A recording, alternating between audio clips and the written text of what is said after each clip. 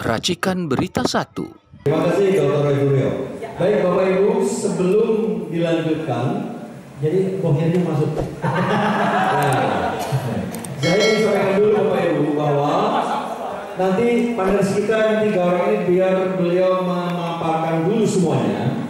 Itu sesi pertama. Sesi kedua, para penanggap menyampaikan tanggapannya. Sesi ketiga baru Q&A. Untuk Q&A, mohon maaf karena ini acaranya acara Dr. bersama saya FDI, makanya akan saya utamakan teman-teman kita yang di luar negeri sana untuk berdiskusi ya, mohon dimaklumi. Nah yang kedua, acara ini terselenggara berkat kerjasama kami dengan RH Channel, keren cadas. Jadi ini live streaming ya di RH Channel dan Ahlina Institute punyanya Dr. Tifa. Nah sebelum kita lanjut, Dr. Refli Harun akan menyampaikan sesuatu buat kita semua. Saya Misius. Iya, terima kasih ya. Ini kalau menyebut gelar itu takutnya nanti jasanya palsu ya. Bikin nama aja. Jadi kawan-kawan semua, sengaja saya intro begini karena memang di era channel kita potong langsung. Jadi tadi selesai satu presentasi Mas Roy. Nah ini nanti presentasi dari harusnya di semua, tapi lain pertama. Yang kedua, dia jangan terlalu panjang. Karena kalau 2 jam 3 jam kasihan orang daerah biasanya. Karena dia susah sekali bukanya. Jadi kalau sudah siap ya? Sudah pindah. Oke, kasih kode dong. Sudah, langsung aja Mas Agus ini lagi ya. Tidak ke pasar Pramuka, kasih kode. Baik, sambil menunggu Dr. Rismon Hasiholan Siregar, berikut ini panelis kedua yang akan memaparkan makalahnya atau papernya ya, karena ini beliau pakai tayangan ya dokter ya. Dr. Tifa Uziat Tiasuma atau Dr. Tifa. Dr. Tifa, the stage is yours.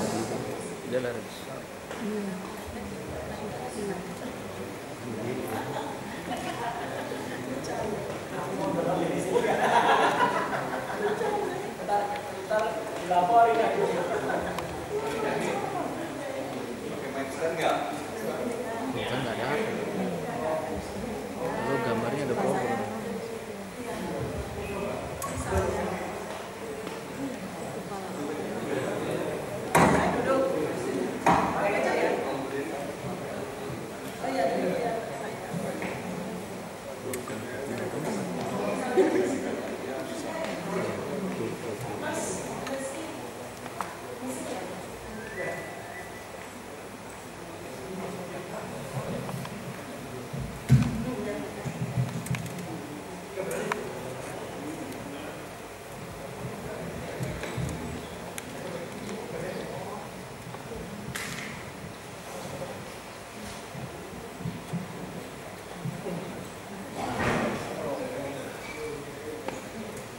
Bismillahirrahmanirrahim. Assalamualaikum warahmatullahi wabarakatuh.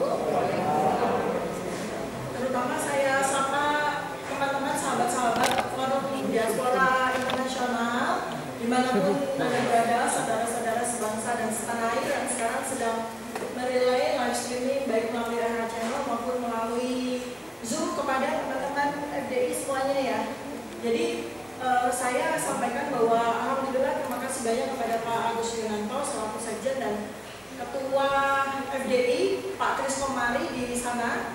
Sekarang sedang tengah malam di California beliau, tapi saya yakin beliau sudah menerima dengan seksama. Kemudian juga saya ucapkan terima kasih kepada Sohibul Bait yang sebagai Ketua Pak Medi yang sebagai Ketua Dewan Pertimbangan Akunnya FDI ya Pak Medi. Terima kasih dan juga atas fasilitas yang diberikan kepada kita semuanya dan teman-teman sahabat-sahabat semua yang hadir di sini menyempatkan diri. Jadi saya akan menyampaikan tentang materi saya terkait dengan advokasi internasional. Karena ini acara FDI, jadi memang fokusnya adalah pada advokasi internasional. Dan memang ini adalah sebuah momentum Bapak Ibu semuanya ya, dimanapun Anda berada. Karena saya barusan dapat surat cinta dan ini juga bersama teman-teman semuanya. Surat cinta lagi dari Polda gitu ya. Jadi pada saat yang pertama kami sudah diminta saksi begitu ya. Nah sekarang surat cinta yang kedua ini kami bukan lagi sebagai saksi tapi sudah dinyatakan sebagai pelapor. Dan jadi meningkat ya. Skalanya meningkat. Naik kelas. Dan secara pasal-pasal juga naik kelas. Pasal-pasalnya 6 tahun, 8 tahun, 12 tahun gitu ya. Jadi pasal-pasalnya besar-besar sekali. Dan yang paling lucu adalah disampaikan oleh orang-orang yang tidak jelas. Jadi ada nama-nama, ada 5 nama yang tidak jelas siapa ini jadi dirinya. Bukan orang yang tidak pernah kita kenal. Tahu-tahu dipakai namanya untuk melaporkan kami. Dan yang lebih lucu lagi, yang lebih dagelan simulan lagi adalah kami dituduh menghasut, menimbulkan keonaran, sampai kemudian menimbulkan ya semacam apa, bakar-bakar atau bunuh-bunuhan seperti itu ya, karena akibat pidananya seperti itu. Jadi ini adalah sesuatu yang sangat tidak masuk akal. Dikenakan kepada kami ya, para cendekiawan, Mas Roy, Baris, kemudian Bu Kurnia, para aktivis, para ilmuwan, peneliti yang sedang menegakkan kebenaran, yang kebenaran itu tidak saja bermanfaat bagi seluruh rakyat Indonesia, tapi juga bermanfaat bagi kepolisian sendiri. Karena kepolisian itu kan hak milik kita semuanya. Kepolisian itu menegakkan kebenaran, perangkat hukum yang membantu rakyat untuk menegakkan kebenaran. Nah, tadi sudah disampaikan secara panjang lebar oleh sahabat saya, Pak Dr. Surya ya, bahwa sebenarnya persoalan ijazah ini sudah clear dari A, B, C, D sampai Z, diulang lagi ke A lagi sampai Z, udah clear semua. Dan Allah Subhanahu wa Ta'ala juga sudah mengirimkan berbagai macam saksi-saksi yang bermunculan. Kemudian juga para anak-anak yang sudah kita duga ya, bahwa setelah Roy, setelah Rismon, setelah Tifa akan ada muncul anak milenial, anak zilenial yang mungkin jauh lebih cerdas daripada kami, catch up secara teknologi. Jadi sebetulnya persoalan ijazah ini sudah selesai, sudah jelas kronologi dari sejak tahun 2005 ya kan. Bahkan tidak hanya itu, tetapi bukan hanya sekedar ijazah SD, SMP, SMA sampai kuliah ya, sudah clear semuanya, termasuk dokumen-dokumen yang secara gegabah kemarin itu digunakan sebagai barang bukti oleh reskrim ya. Nah inilah yang kemudian kami mengharapkan, kami ingin membantu kepolisian jangan sampai memalukan kita di mata nasional maupun di mata internasional. Masa kepolisian menggunakan barang bukti abal-abal, bikinan pojok pramuka, bukan sekedar ijazah, KRS, KHS, transkrip semuanya. Bahkan saking penasarannya, Bang Rismon sudah melakukan penelitian langsung lapangan. Saya pun juga sudah menemukan foto yang dikatakan itu sebagai foto yang bersangkutan di KKN, ternyata salah desa. Bukan desa Ketoyan yang menjadi foto Gosono. Jadi seperti itu ya. Ini sesuatu lelucon yang sangat memalukan. Tetapi lebih dari itu, teman-teman semuanya dimanapun Anda berada ya, bahwa sebenarnya cerita ini yang lebih takut bukan yang bersangkutan, yang melaporkan kami dengan inisial JW, bukan. Tapi ada ratusan orang, bahkan mungkin ribuan orang yang ketakutan. Karena mereka juga produk pasar universitas, pasar pramuka. Saya menduga itu. Jadi yang mendapatkan benefit atau manfaat dari UPP Universitas Pojok Pramuka itu bukan cuma yang bersangkutan ini. Dan itu sebetulnya yang membuat kami menjadi sangat terancam. Nah, kemudian berikutnya lagi adalah kalau kita lihat dari sisi logika sederhana yang digunakan oleh JW ini ya, dia berpikir begini. Ini kalau kita lihat secara logika sederhana saja ya, seorang lulusan dari Universitas Pojok Pramuka gitu ya, dia kan menggunakan sebuah logika yang sangat sederhana. Orang-orang yang pintar-pintar ini, orang-orang yang julid-julid ini, orang-orang yang tidak akan berhenti bertindak, meneliti ya, sampai titik darah penghabisan ini, mendingan taruhin aja di kandang ini. Jadi urusannya selesai. Itu logika sederhana orang yang tidak pernah sekolah. Kalau logikanya ditingkatkan lagi di level lebih cerdas, justru persekusi, kriminalisasi yang dikenakan kepada kami akan memancing ribuan Tifa untuk keluar, ribuan Rai untuk keluar, ribuan Rismon untuk keluar, ribuan Kurnia untuk keluar, ribuan Rizal Fadila untuk keluar. Dan itu nanti itu judulnya rungkat. Rungkat tidak saja nama kita menjadi sangat buruk, Indonesia menjadi sangat buruk, tapi di mata internasional itu kita menjadi sangat sebagai negara tempat tumbuh suburnya segala kepalsuan. Ya, karena itu maka pada hari ini, Mas mungkin bisa ditayangkan ya slide saya. Jadi pada hari ini saya berkesempatan untuk menyampaikan bagaimana kami mengusulkan kepada semua kuasa hukum kami yang sekarang ini sudah hadir maupun yang tidak bisa hadir, kemudian teman-teman diaspora di seluruh dunia, ya, berapa benua? 25 negara ya. Ini kami akan mencoba untuk menggalang advokasi internasional demi untuk perlindungan hukum. Sebenarnya bukan hanya kepada saya, tapi perlindungan hukum kepada siapapun juga sampai masalah ini tuntas. Jadi sekarang ini kalau kita lihat dari surat yang sudah ada di tangan kami semua ya, sama ya kita ya, tanggal 7 Juli juga kan ya. Artinya ini kan kalau tidak dilakukan sebuah advokasi, dilakukan sebuah langkah-langkah yang berpegangan teguh kepada kebenaran, ini akan terus. Mau sampai kapan ini? Katakanlah kita menolak karena surat ini sama sekali tidak ada harganya secara hukum, karena orang yang melaporkan kami sama sekali tidak jelas, tidak punya legal standing. Saya sekarang udah pintar ya bicara legal standing. Tidak punya legal standing, artinya surat ini tidak punya harganya secara hukum. Tetapi apa yang terjadi kalau kita menolak?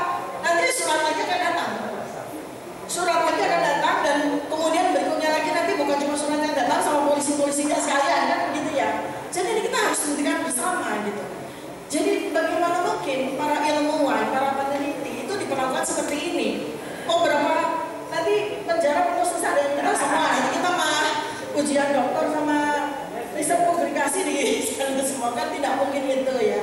Dan ini abad yang tidak mungkin ya, kebenaran itu ditutup itu nggak mungkin. Jadi para orang-orang yang kuno-kuno itu, orang-orang tua itu yang berpikir bahwa mereka bisa membodohi orang pintar, sedangkan mereka sendiri yang bodoh gitu ya, menggunakan segala kepalsuan itu, sudah waktunya untuk diberikan apa ya, pencerahan bahwa yang namanya teknologi itu nggak bisa lagi dibohongi.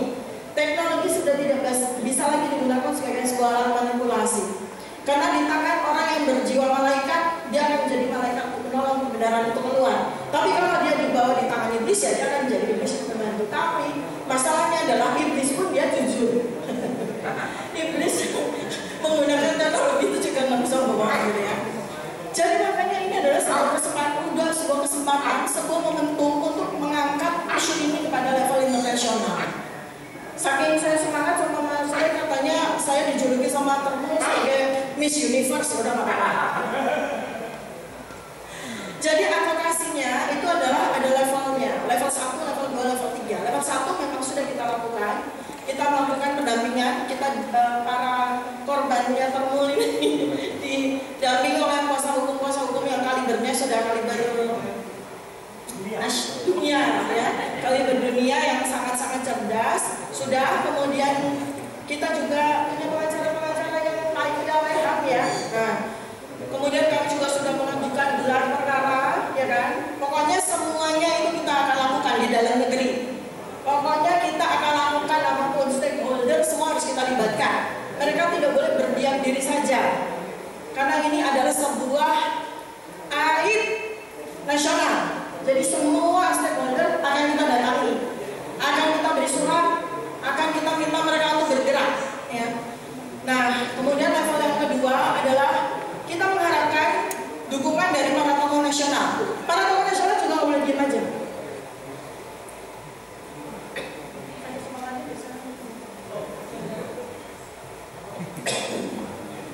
Akademisi, alhamdulillah sudah ada dari USU, sudah ada dari UI Watch, sudah ada dari Kapak ITB, sudah ada beberapa profesor dari UGM, bahkan alhamdulillah mantan rektor, salah satu mantan rektor yang berani vokal pun sudah speak up ya. Nah ini kita akan tur ya Mas ke seluruh Indonesia, maka bersama dengan para purnawirawan jenderal kita sekarang pemakzulan Fafa ya. Jadi ini kita akan tur ke seluruh Indonesia mengadvokasi dua hal penting ini. Pertama ya, itu dua-duanya aib nasional. Satu, persoalan polemik ijazah harus selesai bersama dengan pemakzulan Fafa. Kita akan tur, pertama Komisi 1 setelah kemarin Jogja, Jakarta, Bandung, kita akan ke Surabaya, kemudian kita akan ke Makassar, mana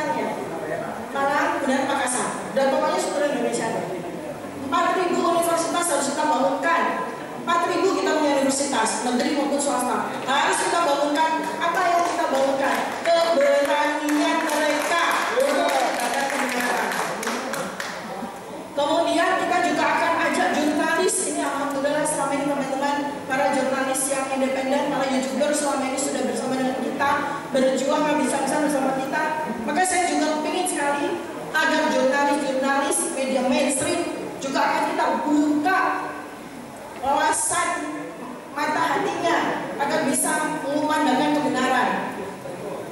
Kemudian beraktivis lintas sektor juga, aktivis perempuan, aktivis laki-laki, aktivis pokoknya segala macam aktivis mau kita advokasi semuanya. Kemudian yang berikutnya yang pasti sebetulnya manjur itu adalah petisi publik. Ini petisi publik dilakukan oleh negara Brazil. Saat ini negara Brazil sedang belasungkawa dan kejadian terjadi di Indonesia, ya, tentang soal pendaki gunung, ya, dan masyarakat pemerintah Brazil menganggap pemerintah Indonesia lalai, lambat, dan gaungnya langsung internasional. Coba bayangkan, hanya satu orang saja gaungnya internasional. Kenapa? Karena terjadi petisi publik. Jadi petisi publik ini sangat-sangat penting untuk kita lakukan sekarang. Dan karena 2 surat yang sudah kami terima, ini sangat mengandung unsur pelanggaran HAM, sangat mengandung gender based oppression yang terutama melibatkan saya, Dr. Tifa dengan Ibu Kurnia. Betapa selama ini kami jadi bulan-bulanan para termul, para buzzer. Bahkan sekarang tidak kurang-kurang teror-teror yang kita terima setiap hari. Bahkan anak-anak saya pun juga kena terornya. Saya namanya sudah luar biasa di fitnah secara dizolimi secara luar biasa. Bahkan almarhum ayah saya, almarhum kakak saya pun dizolimi luar biasa, ya. Dan ini adalah sebuah pelanggaran HAM berat yang tidak bisa kita diamkan. Nah, level yang ketiga internasional. Inilah, terima kasih banyak Pak Mendy yang saya hormati, mentor saya, kemudian Pak Agus Yumanto dan seluruh teman-teman sahabat-sahabat yang sekarang ini hadir. Kita sekarang bergerak kepada level advokasi internasional. Jadi kita sudah melakukan izin, ya, kita sudah izin kepada Presiden Prabowo Subianto. Kita sudah memberikan surat kepada Presiden Prabowo Subianto. Akhirnya kita sudah izin kalau beliau diam, kalau pemerintah diam, mohon izin kami akan membawa ke level internasional. Kami akan memandangkan masalah pelanggaran HAM ini kepada PBB, kepada lembaga HAM global. Kita akan lapor kepada Special Reporters, juga lembaga Women Human Rights Defenders. Pokoknya intinya kita gaspol ke level internasional. Kalau pemerintah diam saja, tidak memberikan perlindungan kepada kami yang notabene adalah warga negara Indonesia yang sah, tidak berbuat apapun selain menegakkan kebenaran. Bahkan pemerintah bertendensi untuk melindungi para pembohong, para penipu negara Indonesia ini. Baik, terima kasih. Ya, saya lanjutkan. Ini kamu tidak terganggu kan, ya? Penjelasan saya tadi. Dokter, waktunya bebas. Enggak, maksudnya tadi tidak Enggak. terganggu. Ini panggungnya dokter. Tadi oke ya, semua clear ya? Baik, jadi kita akan menggunakan berbagai instrumen internasional yang relevan tentu saja. Artinya kita nggak seperti Rambo yang nembakin semuanya, kita sniping. Kita akan menggunakan pasal 19 dari Universal Declaration of Human Rights, ya. Jelas itu di kebebasan berekspresi menyatakan pendapat itu tidak cuma dilindungi oleh Undang-Undang Dasar 1945, tetapi juga dilindungi oleh undang-undang internasional. Jadi itu yang kita pakai. Kemudian berbagai instrumen seperti ICCPR, bukan OCCP ya. ICCPR pasal 9 pasal 19 itu menyebutkan bahwa hak atas perlindungan dari penahanan sewenang-wenang dan kebebasan informasi dilindungi undang-undang internasional. Kemudian CEDAW pasal 7 itu perlindungan perempuan, Kurnia, kita dilindungi oleh undang-undang internasional dalam kehidupan publik. Jadi perempuan, anak-anak itu tidak boleh sama sekali mengalami kesewenang-wenangan seperti yang kami terima. Jadi mungkin nanti kita akan lanjut ke Komnas Perempuan dan Komnas Anak, ya, untuk bisa melanjutkan. Kalau mereka diam saja kita ke internasional. Kemudian deklarasi PBB bahwa negara wajib melindungi mereka yang membela HAM. Kami membela HAM, kami membela hak asasi manusia, yaitu apa? Kebenaran yang harus diperoleh kepada seluruh warga negara Indonesia. Kemudian kita juga punya UN Guidelines on Women Human Rights Defenders tahun 2013 bahwa wanita itu harus dilindungi. Jadi semua bapak-bapak ini berkewajiban untuk melindungi kami para perempuan. Demikian juga dengan pemerintah. Demikian juga dengan internasional. Sekarang, mengapa saya perlu tekankan Bapak dan Ibu semuanya, saudara-saudara semua sebangsa dan setanah air di seluruh dunia? Karena kami ini menjadi target kriminalisasi. Kami menjadi target kriminalisasi. Kalau sampai negara tidak bertindak, semua stakeholders negara tidak bertindak, berarti apa? Negara gagal melindungi kami, para intelektual. Negara gagal melindungi para perempuan untuk mengungkapkan kebenaran. Dan tindak lanjutnya, kami bersama para kuasa hukum akan membuat report, science-based report berbasis ilmiah kepada UN Special Rapporteur on Violence Against Women, Komnas Perempuan, UN PBB, Working Group on Discrimination. Jadi kita akan ajukan laporan, bukan sekedar surat tapi laporan berbasis penelitian yang sudah kami lakukan. Jadi langkah-langkah praktis sudah kami siapkan, dan kami juga tentu saja akan sampaikan kepada Presiden, kami akan sampaikan kepada DPR, kami akan sampaikan kepada MPR, kami akan sampaikan kepada DPD bahwa kami bertindak. Jadi kami tidak mau bertindak tanpa sepengetahuan mereka. Ya, kita harus lindungi juga negara Indonesia. Maka diharapkan bahwa mereka akan bertindak dulu, menghentikan laporan-laporan yang tidak jelas itu, yang tidak relevan itu dihentikan, termasuk laporan dari JW. Kemudian kita juga akan open letters kepada 100 universitas dunia. Kita sudah siapkan 100 universitas terkemuka dunia, Harvard, Oxford, Cambridge, semuanya, Belanda, semuanya, 100 sudah kami data. Kami akan berikan report tersebut. Ini kalau negara sampai tidak bertindak, entah apa yang terjadi pada Indonesia, jadi bulan-bulanan, ya. Dan kami akan sudah menyiapkan report untuk menghubungi media internasional. Kami akan menghubungi Al Jazeera, menghubungi BBC, CNBC, Democracy Now, ya. Dan kami akan mendaftarkan kasus ini. Apabila laporan-laporan seperti ini tidak berhenti kepada kami maupun kepada para ilmuwan setelah kami, ya, sekalian juga nanti kita akan minta supaya Pak Menteri juga dibebaskan, ya. Kita akan daftarkan ke Frontline Defenders dan Amnesty International. Karena dengan penjelasan dari semua penelitian kami maupun Pak Beton dan kawan-kawan, jelas Pak Menteri tidak bersalah. Sehingga dia pun juga harus mendapatkan perlindungan dari Amnesty International. Sehingga dengan demikian, langkah-langkah kami ini terstruktur metodologis, sistematis, dan masif yang akan kami lakukan supaya apa? Supaya tidak ada lagi korban-korban seperti kami yang seharusnya kami itu tenang meneliti, tenang memproduksi berbagai temuan ilmiah, tenang menegakkan kebenaran. Terpaksa kami harus bolak-balik ke Polda, kami harus bolak-balik ke polisi. Tidak hanya soal waktu, tenaga, dan pikiran, tapi moral dan mental kami juga tercederai hanya karena kami ingin menegakkan kebenaran. Itu sudah tidak bisa dibenarkan lagi. Zaman itu sudah berlalu. Ini zaman modern abad 21. Sudah tidak modern lagi, sudah tidak zaman lagi. Orang bicara dikriminalisasi, orang bicara dibungkam. Apalagi ini bicara tidak sembarangan, bicara berbasis sains, ya. Kalau seperti ini maka negara akan gagal. Maka tentu saja kami tidak akan gegabah. Layanan yang kedua akan kami jalankan.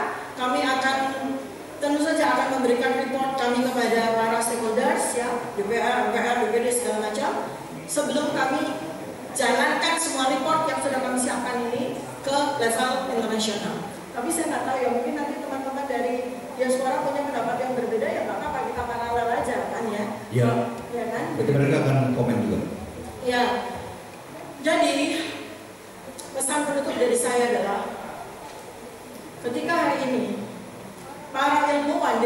kriminalisasi karena menyuarakan data-data kebenaran, maka besok kelak bisa jadi kebenaran itu sendiri yang akan dihukum mati di negara ini.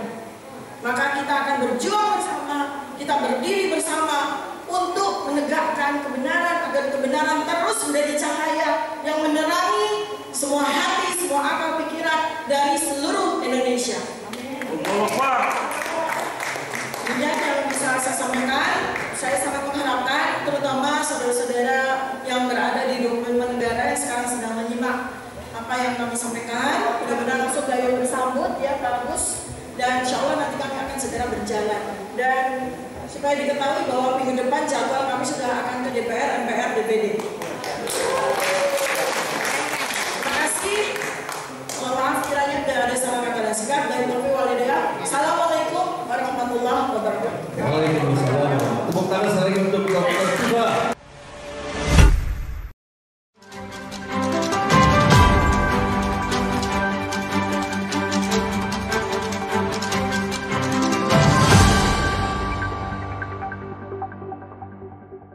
Racikan Berita 1.